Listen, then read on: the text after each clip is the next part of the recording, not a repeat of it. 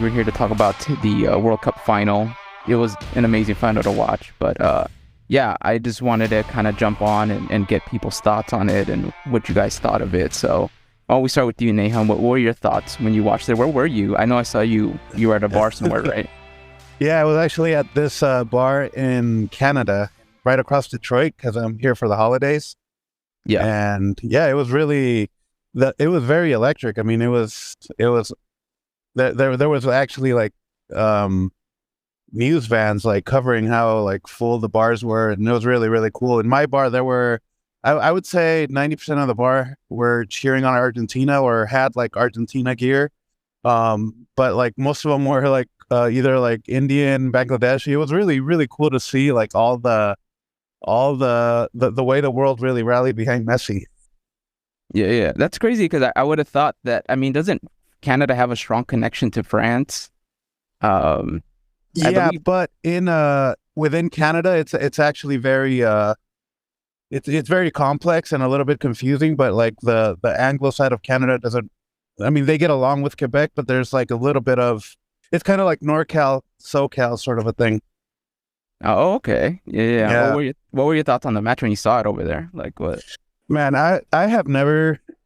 I mean, obviously, this was probably one of the most hyped finals of all time, just because of what it meant and the way that it exceeded the moment that everybody had collectively created for it was just shocking, really. It was just one of those things where you just had to like sit back, and I'm just glad I'm not actually from Argentina or France, because that would have taken years away from my life.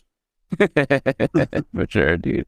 Now it was a good game, man. It really lived up. I think definitely felt like the best one that I've seen ever in my life.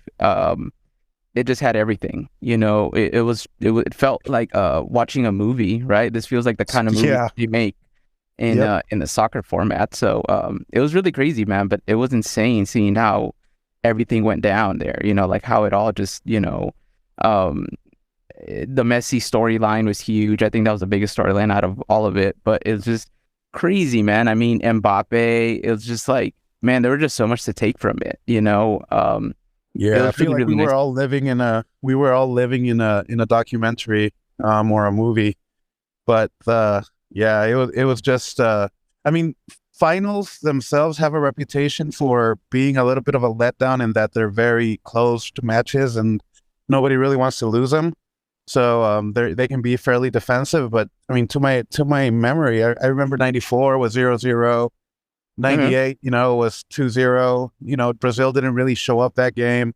All these games, all these finals, it's 1-0, 0-0, or, they go to penalties. To have a 3-3 final, like I do not remember the last time that happened. And then the penalties were just, yeah, that was the culmination of it all. But I feel like it resolved really quickly.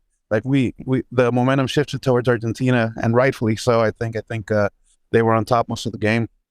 Yeah, they were. They were. It was really interesting seeing France. Kind of like I think after the penalty, felt like they were just kind of out of it, or it just felt like they were just kind of chasing for some reason, even though they were only down 1-0. And yeah, it was interesting seeing how non-responsive France was. Yeah.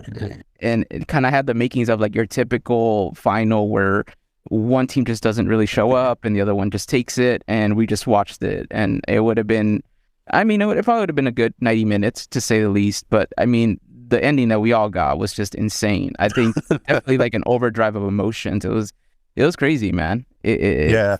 Like you're like nervous for a team that you have no association with. You have like no dog in the fight, but yeah, Yeah, it but I was feel still a like I good feel one. like Latin Americans felt a little bit of like a claim to ownership of Argentina. I think that's what the world stage does, where even if you may have a rivalry with some of these countries, some of these teams, when you're in the global scale, you almost see them as one of your own, which I thought was fascinating and kind of cool. Yeah, that's cool, man. But yeah, man. Yeah. Anything else you wanted to say? Anything you wanted to like? Any other observations you've seen? Two little things I noticed were more from like a meta perspective, but one was I love how has really opened up the casual American viewer to the full impact of the sport. I mean, there's just images coming out right now of the reception that Argentina got down in Buenos Aires, and they've got like 4 million people out on the streets and overpasses, like on the from waiting at like 3 a.m, and just that scale of collective jubilation is unknown, here in North America. Like, we have our teams, we have our leagues, but I think the world is seeing, how big the sport is outside of the US. They're seeing like this collective unity that goes on, and all 4 countries that were in the top 4 finishings, they received like Euros. I know Morocco, they got a huge parade. Croatia, Yeah. France, they got a hero's welcome, and then obviously Argentina, man, they're being crowned as gods forever down there. Yeah, that's true, man. That's really true, Yeah. man. Well, thank you, man, for coming by, man, and sharing your thoughts, dude. I know, you're up there vacationing and taking time off. What were your thoughts on also, I wanted to ask before you left, what were your thoughts on just this World Cup at this time versus it being in the summer? Oh my gosh, it's gonna be. I think it's great that it's only happening once, because it's just gonna be an eternal memory that will always. I think that added to the cinematic experience of it all. It was just like near the holidays.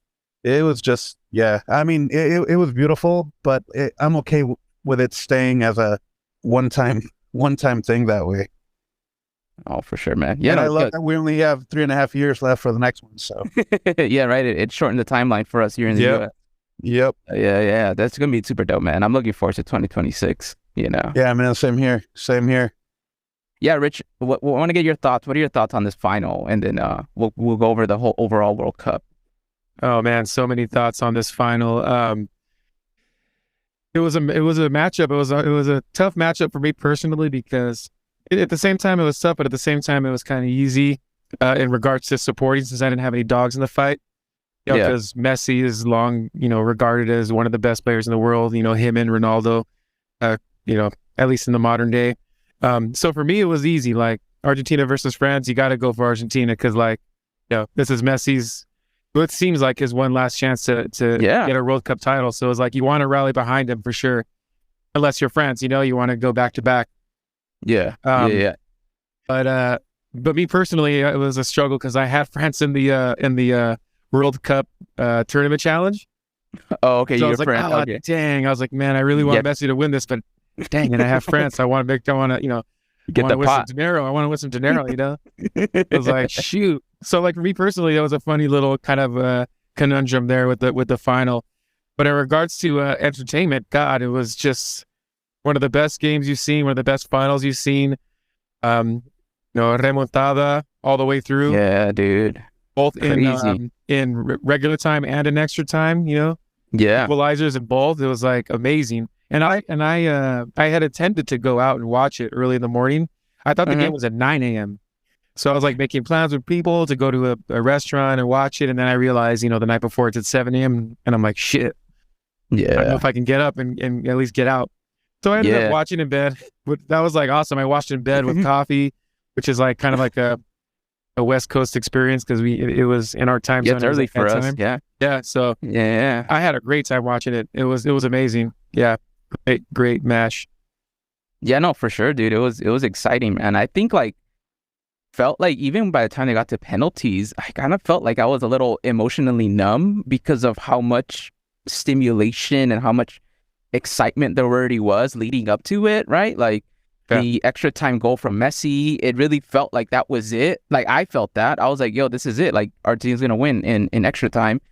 And then the penalty happens, right? And then they tie it up, and then they're like, dang, they're really going to go to penalties. This is insane. I can't, it was kind of crazy to think that I was kind of nervous for Argentina, given that I'm not even from there. But it was like you said, the Messi storyline. I think that just overshadowed everything else in it. I know that a lot of people were talking about Mbappe and just how good he is and how he's kind of like the future. And I mean, obviously 24 years old, man, like, he definitely has more chances to do it again. But honestly, I don't even think it takes away from him, because he already had won it. He was just super young when he won it. So, but yeah, it was really cool seeing that matchup. I felt like, Argentina was just kind of pretty dominant through the whole game, which was really surprising given that the way they started. And I know the announcers made that point about them starting with that loss to Saudi Arabia and then just seeing them turn it around. But man, their ball handling is insane. Just the way they handled that ball. I felt like France, to me, I felt like their strategy was more like counterattack. But it's like, how do you counterattack when the other team can handle, dribble the ball, pass the ball very surgically through the whole game? Like, you're looking for that opening and it's just not happening. And I think that's why it was so tough for France to catch up, because it just felt like, I don't know what they were waiting for, but to me, they just looked so non-responsive. And yeah, it just, I guess, again, penalties helped out. And then that one goal from Mbappe was insane. That kick from, I think it was like right on the line of the box or a little bit outside the box. I can't remember, but didn't even touch the ground. Yeah, it was insane, man. So it's just crazy. But overall, man, I enjoyed it. I thought that it was great. What were your thoughts on the tournament as a whole? Like, I think given the everything? match was indicative of the tournament as a whole, in my opinion, because this was a great tournament. Oh, it was such a phenomenal tournament. The upsets, some of the other remontadas that came down. Like some of the great performances, and like that's why I think the game was indicative, because I watched the game. I came in kind of late. I came in at 2-0, right? And immediately I think to myself, oh, well, Argentina's gonna win it. There's like no way France is gonna come back. Like, Yeah. how is Argentina gonna let go of this 2-0 lead, right? Yeah. And then of course, boom, Mbappe, 2 goals. Like, I'm like just sitting there in disbelief, like, wow, it actually caught up in the final of the World Cup. They just put out an amazing product, right? Which, like, a lot of the games were. A lot of the games were exciting like that in this tournament. So we go to extra time, and I'm like, okay. And then Messi scores the first goal, right? And I'm thinking to myself, all right, now they're definitely going to win, right? Like, it's done deal. No way France is going to score. Like, how does Argentina not, let this go? Yeah. Boom, Mbappe, hat trick. It's like, no way. This is like, are you kidding me? Like, are you freaking kidding me? Yeah. And then, like, it's actually going to go to PKs. Like Pablo always says, the best thing in sports, and it actually happened on the world stage. The best thing in sports, Messi going for, trying to cement his greatness. And it happened. Of course, it has to come down to PKs. Like, you can't write it any better. It's just like all the storylines just kept materializing. And that's what it was. And that's just what I felt like the World Cup was. Like when we saw Japan upset Germany. Yeah. I was like, no way Japan's going to upset Germany. There's like got to be a moment when they're going to, or like, there's no way Japan's going to catch up. And then boom, like it just kept, like, magical things just kept happening in this tournament. Yeah, dude, insane. Morocco's run was very impressive. Hats off to them, man. I think, like, if they wanted to host a World Cup or something, that'd be just because that team did such an amazing job. I think that it was insane to see that stat of them not ever conceding a goal all the way through to, I believe, the semifinal. I think it was when they finally lost. But yeah, dude, it's insane seeing their run. And like Nahum pointed out earlier, that I did see that on Bleacher Report, that they posted the photos of the Moroccan team coming back to their country, and they're on those double-decker buses that usually are for, like, when you win a title, and you get the parade, and they're being shown on a parade in the city, and you see the whole nation just really applauding them and really, like, giving them their flowers. And I was just like, damn, this is insane. Like, it's, you know what I mean? Because they didn't win it. They got 4th place, but they came in there. They looked like they were being received as champions. You see the flares running up, the flags flying. And I was just like, wow, that's amazing. And that's a beautiful thing about soccer too, is that I feel like the World Cup just does that. It brings the world together, for better or worse. But I honestly thought this tournament had a lot of great surprises. I thought that, even this one-off as being as a more like a holiday season type of thing, I thought it was cool. I had no problems with it. I think the only controversy was just the country that I was in. But outside of that, it felt like everything was just really magical regarding it, man. But yeah, dude. One more point. Well,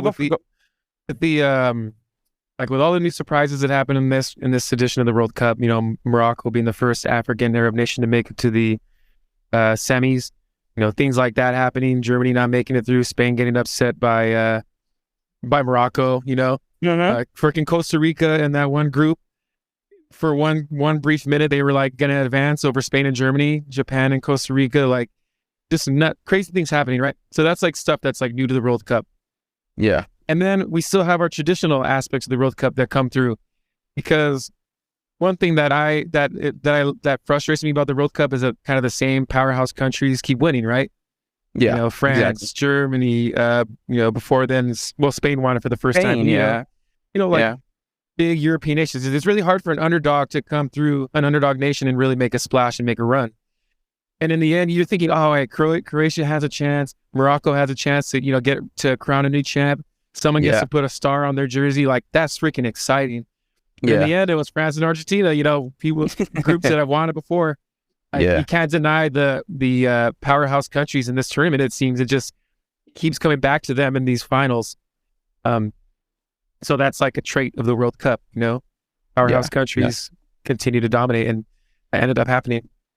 Yeah, that's true, man. That's very true. I think, but it's always exciting to see which teams will creep in and kind of do an upset. I think that's kind of reminds me of March Madness. I feel like I love that when there's those upsets in the brackets and everything.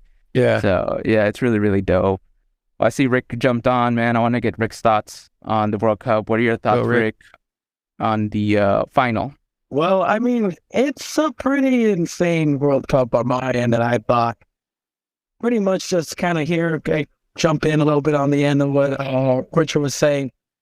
Yeah. It's crazy that so many high-ranking teams got knocked out. The one that I would have put money on, I didn't, but I was thinking about it, was Belgium. It was number 2 ranked even before the whole thing started, and it showed nothing at all in the World Cup. It was like that would amaze me there, that it's such a strong team, such a strong showing last World Cup, and they did nothing. And then just those Cinderella kind of situations with Morocco where I got Morocco in our lottery, and I even threw them off like, nuts. Oh, you know what? I got Morocco and Netherlands. And I'm like, okay, so Netherlands for me, Morocco, I root for them, sure, whatever. Yeah. But I didn't expect anything from them. And they played well. They played really well, where it was like, holy hell, they can actually kind of do it. But then you kind of see what Richard was saying, the ones that you usually see, the world class, world renowned, known as the top tier teams, come in and they play their game, and they kind of pretty much destroy other teams. Maybe not fully destroy them, but where you see it, like, it happens. But it's been a crazy up and down where in the beginning, with Spain, everybody thought, well, they're for sure in. They wiped the floor with Costa Rica. I wasn't even feeling bad. My wife watched that one with me, and they're like, is there a mercy ring? I'm like, no, there ain't no mercy ring. It's just, you can, and the thing is, it benefits them to have so many goals. And it did. It actually did. Out of the grouping stage, it did help them still, having those goals against, like the goal differential. So, a team that looked dominating, and then out of nowhere just puffed out, which everybody expected Spain to, like, just pretty much clean up that group. Yeah. It's there's so many teams out there that was like, even Argentina looked like, wait a minute, they lost the first game to Saudi Arabia, which everybody there is not one person I'm going to hear say Saudi Arabia was going to take that. And if you did say that, man, you are a really, really big fan of Saudi Arabia. I mean, I give you that. You are down for your country. Yeah. I bet money that there's people in Saudi Arabia they were automatic, like, well, we lost the first game. Let's see how we do against maybe Mexico or Poland. Yeah. And they won. Yeah, they did. There was so many huge upsets in this World Cup. So it made it exciting all the way through. There wasn't really a time where I was bored of it. There's usually games that I'm like, there's not much going on. But most of the games in the group stage and also in the knockouts, they were close. I Yeah. don't know if this was. I don't know if this was the. I don't know that actual like.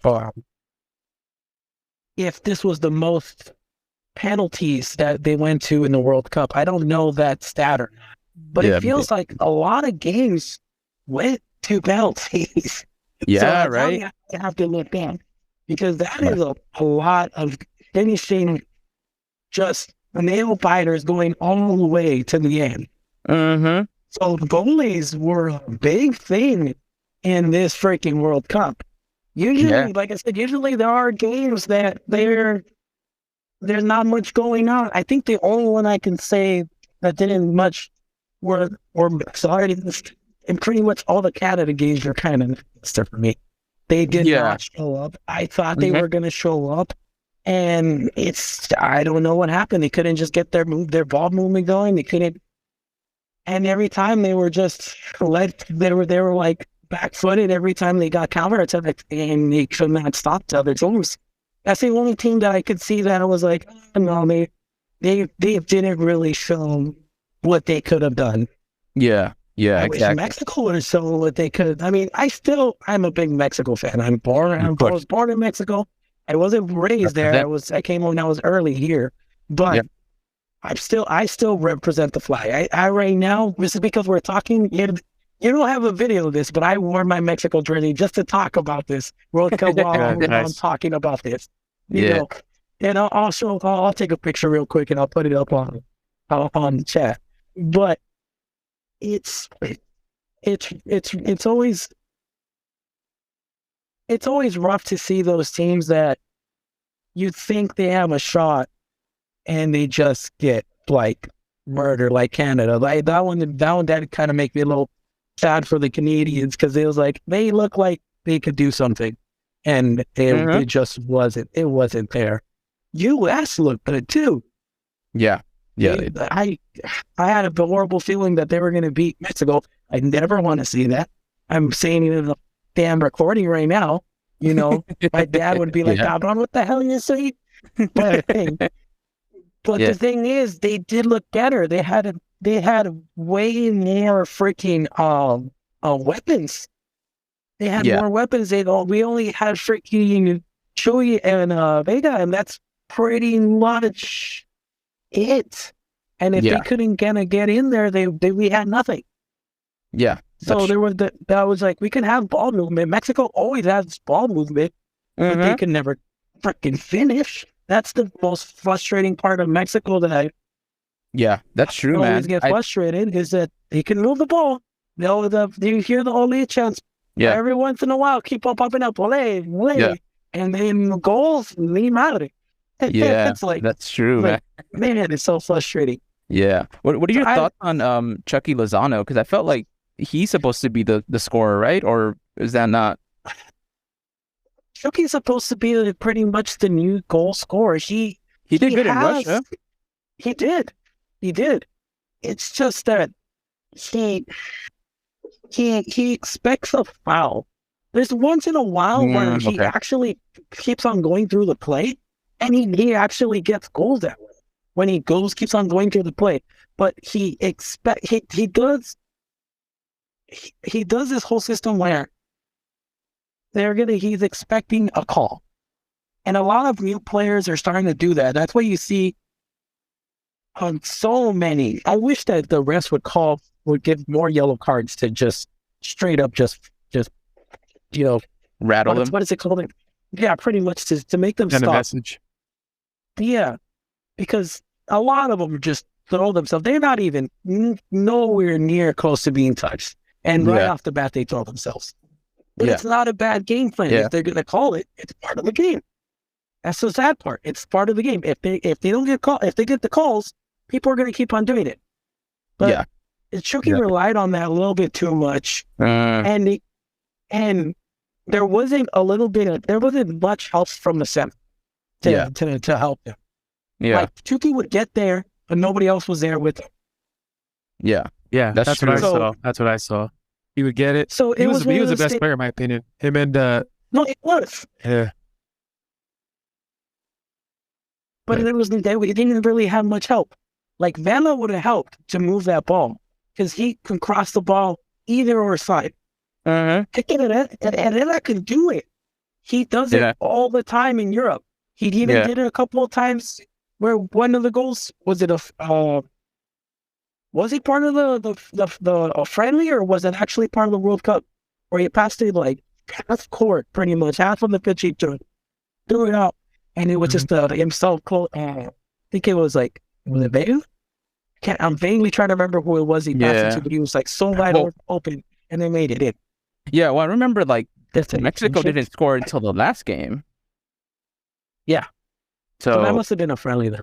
Yeah, what I was thinking about, because it's so frustrating to see them just pass the ball and never commit to an actual shot, when you should just try to kick the damn ball. You might once in a while catch the goalie, with cement shoes and not be able to move, and it goes in. Yeah, but that's true. Sometimes they don't try. Yeah, what are your thoughts on just what do you think has to happen in 2026 for L3 to have, just to be competing for real?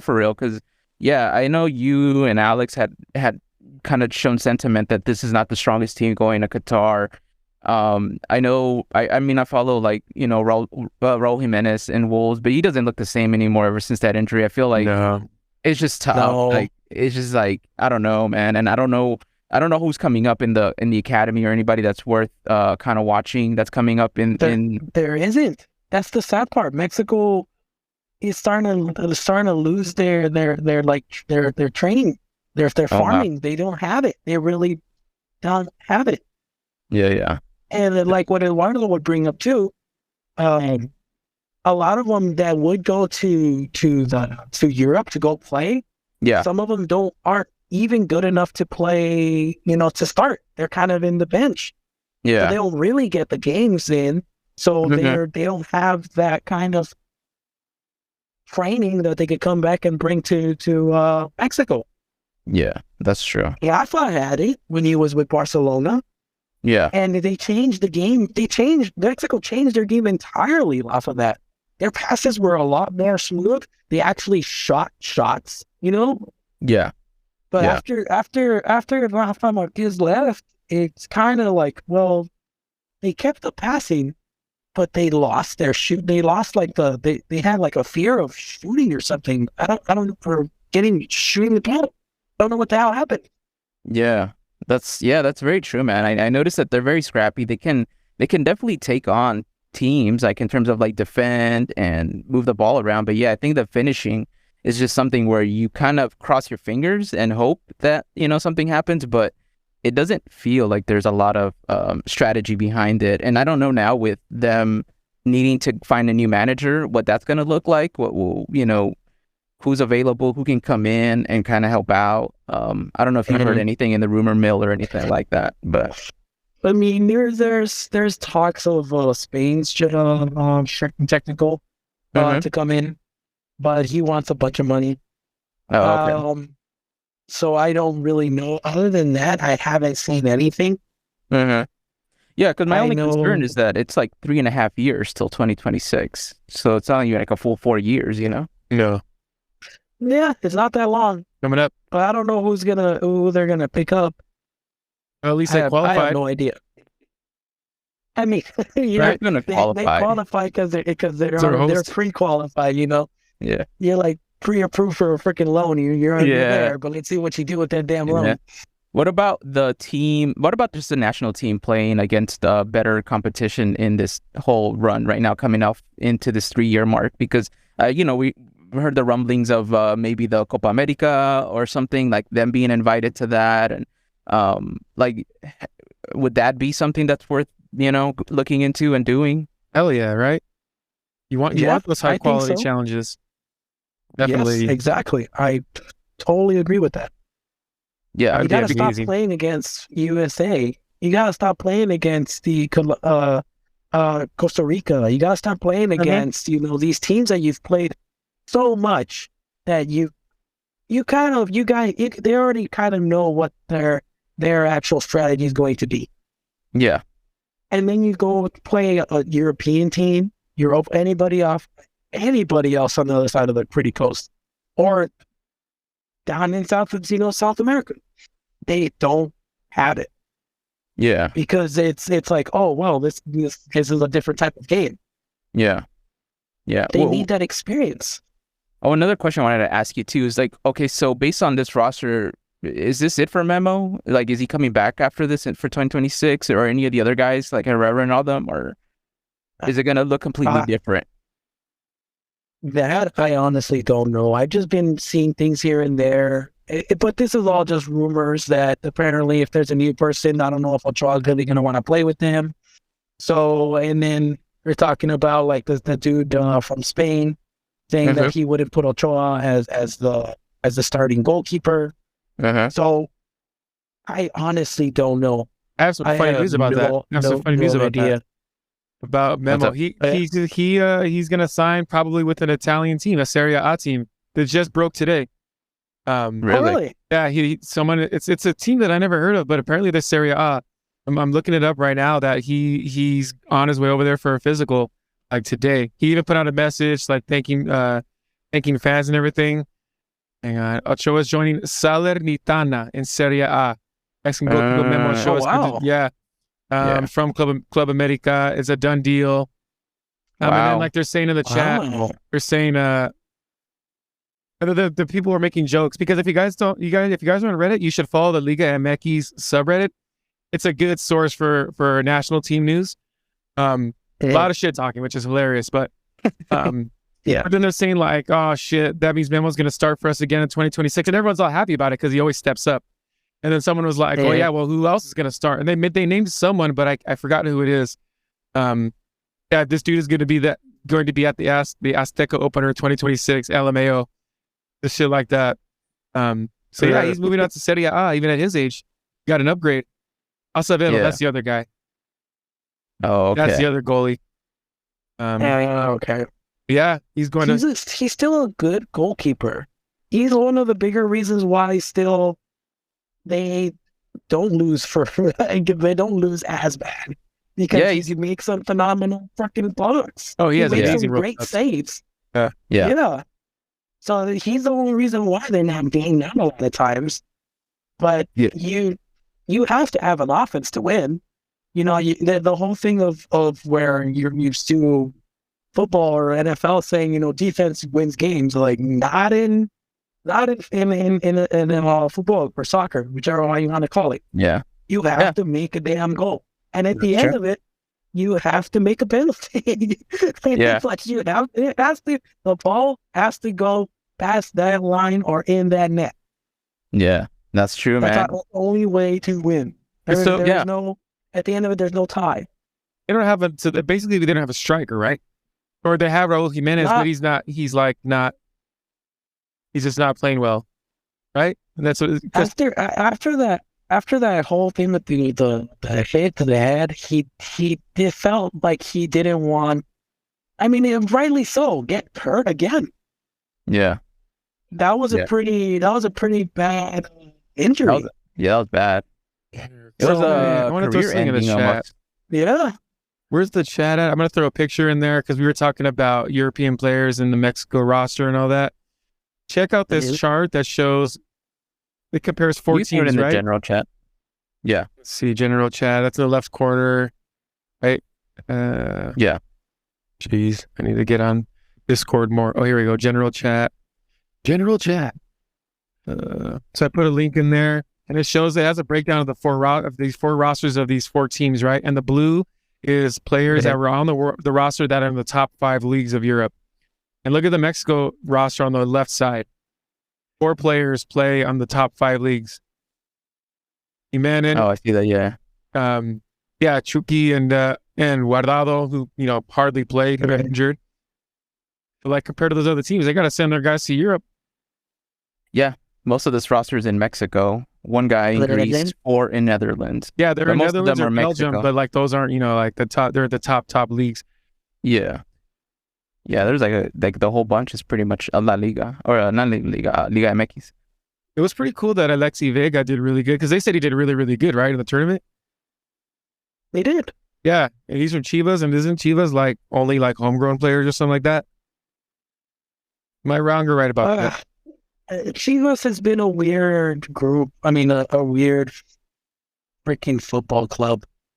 I think Chivas would have been a lot better dominating group if they would stop leasing and trade and selling their freaking big players. Every single time they have a great prospect, they go, all right, send them out. And then Chivas has like the B team in Liga MX, so they really never kind of go anywhere. They have all right players, but their best players always get leased out. Yeah. So That's it's like crazy. to keep some of them there to make that team grow, make them a better powerhouse team in Liga MX.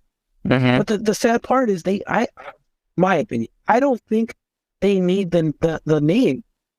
Chivas is a huge name. The two teams that you hear about Liga MX, Chivas, America. That's it. That's it. Pretty much it. Everybody else, you can hear them here and there whatsoever like that, but you don't need to. Liga MX, you look up Liga MX, anybody you talk about, they're going to the first two teams, it'll be Chivas or it'll be America. That's it. No Cruz Azul, the team that I go for. No Toluca, no Pachuca, no Tigres are going up because they won. What did they win? Didn't they win the last? What was that? 2 minutes. The FIBA World Cup or the Club World Cup? Did they win that? The club. Well, I think it was the club. Yeah, I remember last year the Sounders won the CONCACAF Champions League, but I think Tigres won it the season before that. There you go. Yeah, that was it. Yeah. So it's just like no notoriety. It's gonna be Chivas or America, and Chivas could be doing trash. Where there's been a couple of times where they were gonna be kicked off of the league. They were gonna go to the second division. Oh, they have relegation. Yeah, they have relegation. They were gonna be kicked off, but just por panzazos, they fucking made it. Oh, in the beginning of this Apertura that just finished, right? Yeah. In the beginning of this season of Apertura, they were like doing so shitty. They had to like apologize to their fans. Like they had like a crazy bad start to the season. Yeah. And that was after they almost got kicked out. Yeah. After the clausura. But they sell jerseys. Yeah. So that's why it's those things like people still rep Chivas. Yeah. Because it's just a diehard, well-known team in Mexico. Yeah. And America's not doing that much better either, but they're always represented around here. Well, in Los Angeles, where? Yeah. Well, don't they get like the big names like Ochoa being in America, and I think the Dos Santos brothers are there too, I believe, and it's kind of like I think that also plays into it, which is the whole like it's just obviously it's like saying like Lakers, Celtics. It's like big franchise names get the better players all the time. And yeah, you're right though. I remember I think it was like 2 seasons ago that Monterrey won. I remember it was like their men won and the women won too, and it was kind of like wow, that's like a club that's kind of kicking ass. And, yeah, I was gonna say they have a lot of players that were at least starting in the starting nine for Mexico, but at least a back line for sure. Like 3 of the 4 defenders were from Monterrey. Yeah, man, it seems like. I mean, I hope it's not. I hope I'm wrong, but it seemed like almost like the end of an era that they didn't qualify for knockouts. It was really sad. So hopefully they make some changes. They have to make some pretty big changes. That's why I say follow along in that Liga MX Reddit, dude. The fans are just like brutal right now. They're just brutal, talking so much shit about Raul Jimenez and about the coach. They really are talking shit about the federation. They're talking about boycotting games. They talk shit about Mexico fans in America who like sell out the games in America. There's all kinds of drama going on in the subreddit. So it's kind of a mess, but World Cup's coming. Yeah, see if they got to hold them accountable, man. So it's true. Yeah. The only thing that I've never liked about Mexico fans is the whole puto chant. Yeah. I've never liked that. Yeah. Yeah. But that one is one of those things that it doesn't make in Mexico it's not that bad. Yeah. It sounds bad. Yeah. But it's not. It's clearly not that bad. Yeah. In the United States, of course, there's a whole big thing about gay lesbian rights, and it's just going to be seen way worse. But they shouldn't be doing that anyways. It's not a cool thing to do at all. And when I've told many people that it's not going to stop until they have to forfeit a game. Mm-hmm. Not it has to go that far. Not that people can't go to the game. Yeah. And the game's blocked out. Nobody can go. Mexican fans can't go. They'll just do it the next time. There has to be an actual consequence to this. Like, you see them making your team that you love lose. Like, you just made them lose. This whole thing about making them stop for 5 minutes or make them stop for a minute and, you shouldn't say this. By the end of the game, they said it again. Yeah. And FIFA keeps on saying, we're going to stop. We're going to stop. I don't know if it has to do with Mexico being... They are a massive team where their fan base do freaking follow. They're like the Raiders and the Steelers and the Cowboys. Yeah, they travel well. They travel well. Mexico teams travel well because their fans are hardcore, fans. Mm-hmm. But if maybe they're going to lose that money and they don't want that, because that's a big old chunk of change that they're not going to get from Mexico fans if they can't go. Or automatically they lose a game and they're going to be pissed off. They're not going to want to go to the next one. Yeah. But if they really want to stop that, FIFA really wants to stop that, they can't do like little slaps on the wrist anymore. They have to go, okay, that's it. You forfeited the game. Yeah. You're done. The next game, they can't. Maybe they don't want to forfeit the game that they're at right now because that probably caused a riot. Like, okay, everybody go home. No, fuck you, I paid money. But the next game, it's forfeited. And it has to mean something, not a friendly forfeited. An actual point-made game where that point counts. Mm-hmm. Yeah, you're right, dude. I don't remember fully off the top of my head, but I do remember that it felt like, I mean, I don't know. I'm not saying it happened, but I'm saying that if it did happen, like I remember Nation League's final, right? I think it was in Vegas at the Legion Stadium. It felt like they were gonna let it slide if it were to happen because it was the Nations League championship game. It was kind of like, I don't know, and I think to your point, that makes a lot of sense. I feel like when it comes to friendlies, they're very like, we'll enforce the rules, but I don't know, it doesn't really send the message. It just kind of makes it feel like you're doing something about it without really doing something about it. Did it come through with this year's World Cup? Because I didn't even notice. No, I think they talked about it. It happened twice. Oh, okay. Oh, did it? I didn't even know, dude. It happened twice, and they talked about it because they just brought it. It was brought up and said, "Oh, FIFA's going to look into this after the FIFA tournament's over." But again, after the FIFA tournament's over, it's one of those things that nothing's going to happen of it. No. It's like this whole big thing that I've been hearing about Messi stepping on the Mexico jersey. Oh, FIFA's going to look into it after the World Cup.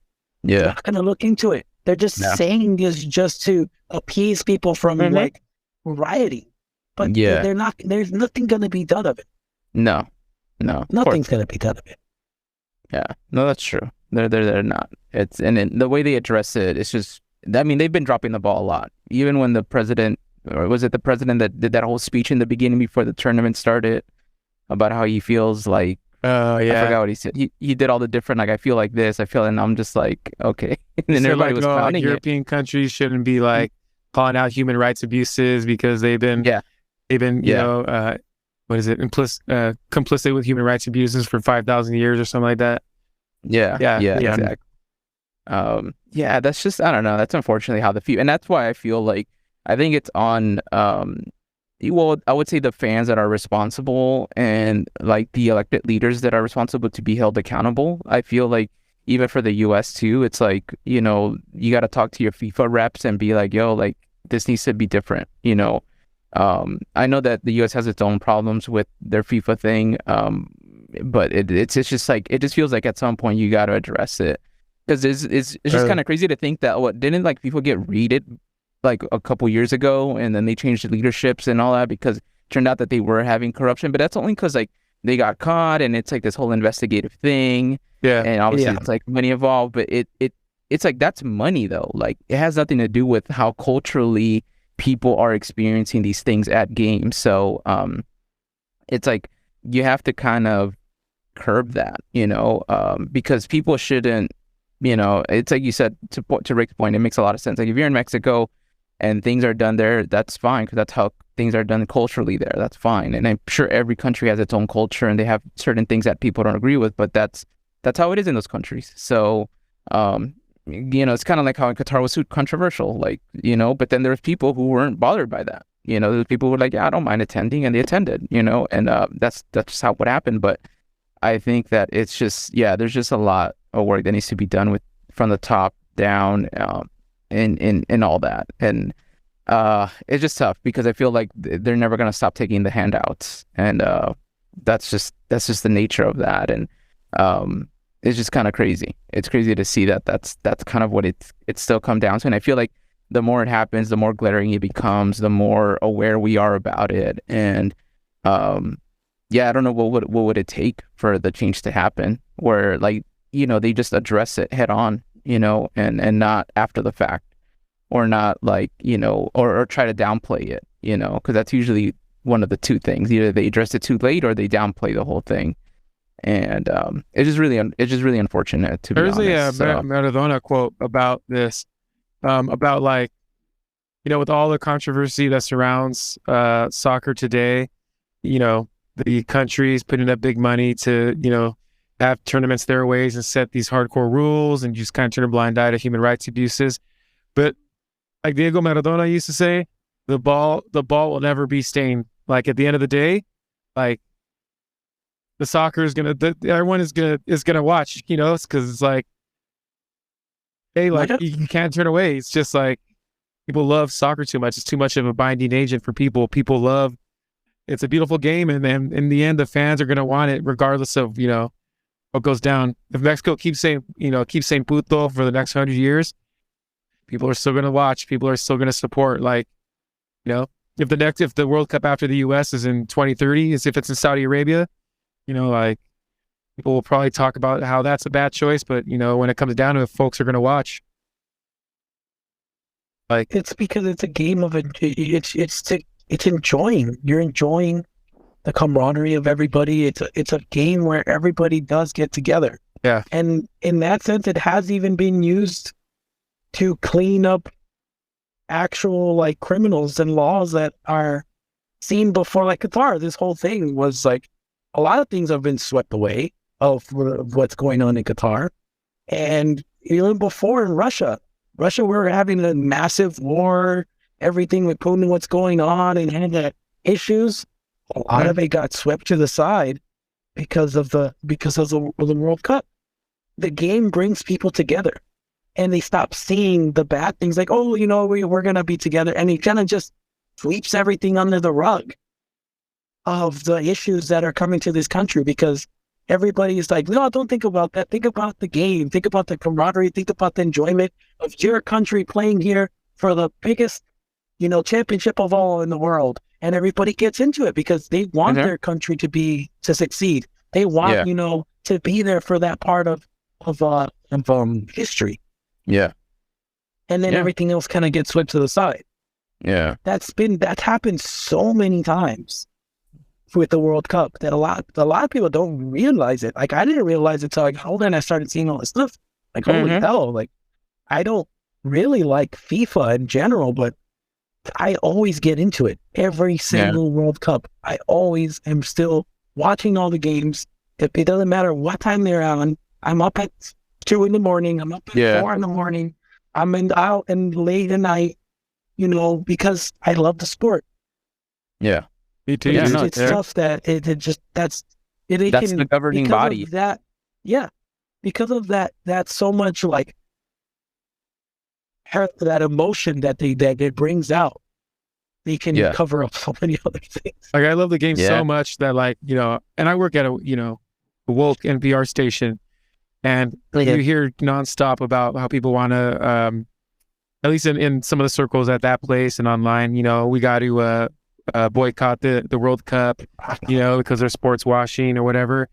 I was always silent because I just always knew that I wanted to watch regardless. I was even like mentally preparing. Like if someone asked, like, are you going to watch? I was going to be like, yes. I was just like preparing to get shit from people. It's like, well, I guess this is what I'm going to get for, you know, watching the World. I was just like mentally preparing because it was like at that point. But it's just like, I like it too much. You know, I love it. It's hard. No, for sure. Hard to look away. Yeah, I got to let you guys go. Yeah, that. So Sounds good. World Cup, last things, World Cup was fun. I did like it. It was really one of the best World Cup endings I have ever seen. And I think that the next one, I don't know how it's going to be. It's going to be here. Hopefully, a couple of us guys can actually, scrap up some money to actually get there. Yeah. A couple of games. Hell yeah. But we'll find out. So sure. I'll talk to you guys later. All right. Everybody. All right. Later, Rick. Hope you enjoyed it. Take care. Thanks for coming, Rick. Bye. Thanks for stopping, Yeah, man. no worries. All right, man. Well, I think that's a good way to end it right there, man. Rich, thank you for stopping by. No problem, dude. Have a good day.